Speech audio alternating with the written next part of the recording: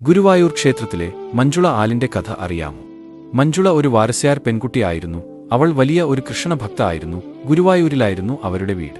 എന്നും സന്ധ്യയ്ക്ക് ഗുരുവായൂരപ്പൻ ഒരു മാല മഞ്ജുള കെട്ടിക്കൊണ്ട് കൊടുക്കുമായിരുന്നു.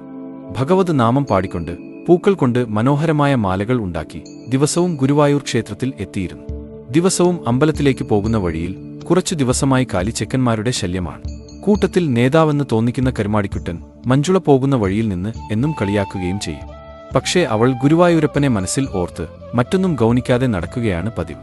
ഒരു ദിവസം അവൻ മനോഹരമായി പുല്ലാങ്കുഴലും ഊതി മഞ്ജുളയുടെ പുറകെ ചെന്ന് പൂമാല ചോദിച്ചു. ശല്യമായി പുറകെ കൂടി. നട അടയ്ക്കുന്നതിനു മുന്നേ ചെല്ലാൻ വേണ്ടി അവൾ വേഗത്തിൽ നടന്നു. പുല്ലാങ്കുഴൽ പാട്ടുമായി കാലിച്ചെക്കനും കൂടെ എത്തി.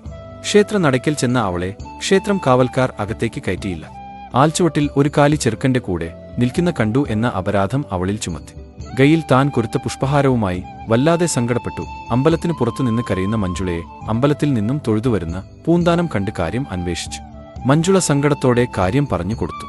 അപ്പോൾ പൂന്താനം കുറച്ചു ദൂരെ ആയിട്ടുള്ള ആൽമരം കാണിച്ചു കൊടുത്തിട്ട് പറഞ്ഞു, ആ ആലിന്റെ ചുവട്ടിൽ കാണുന്ന കല്ലിൽ ഭഗവാൻ എന്ന് സങ്കൽപ്പിച്ച് ആ മാല അതിൽ ചാർത്തിക്കോളൂ.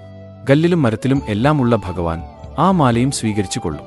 അത് കേട്ട് കരച്ചിൽ അടക്കി മഞ്ജുള ഭക്തിപൂർവം ആ മാല അവിടെയുള്ള കല്ലിനെ ചാർത്തിച്ചു. അവൾ അവിടെ നിന്ന് കുറെ നേരം പ്രാർത്ഥനയോടെ തൊഴുതുനിന്നു. രാത്രി അധികം ആവുന്നതിന് മുന്നേ വീട്ടിലേക്ക് തിരിച്ചു. പിറ്റേ ദിവസം നിർമാല്യത്തിന് നട തുറന്നു. മേൽശാന്തി ഭഗവാന്റെ അലങ്കാരങ്ങൾ ഓരോന്നായി മാറ്റാൻ തുടങ്ങി. എന്നാൽ എത്ര ശ്രമിച്ചിട്ടും ഒരു മാല മാത്രം ഭഗവാന്റെ കഴുത്തിൽ നിന്നും മാറ്റാൻ സാധിക്കുന്നില്ല. അത് താൻ തലേ ദിവസം ചാർത്തിയ മാല അല്ലല്ലോ എന്ന് മേൽശാന്തി അത്ഭുതപ്പെട്ടു.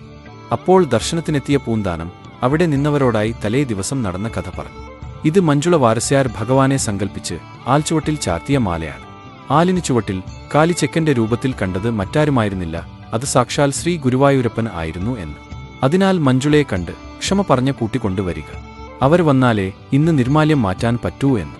അങ്ങനെ ക്ഷേത്രം കാവൽക്കാർ മഞ്ജുളയെ കണ്ട് ക്ഷമ ചോദിച്ച് കൂട്ടിക്കൊണ്ടുവന്നു. മഞ്ജുള നടയ്ക്കൽ വന്നു നിന്ന് ഭഗവാനെ എന്റെ മാല തിരികെ തരൂ എന്ന് പറഞ്ഞപ്പോൾ വിഗ്രഹത്തിന്റെ കഴുത്തിൽ നിന്ന് ആ മാല ഊരിപ്പോന്നു.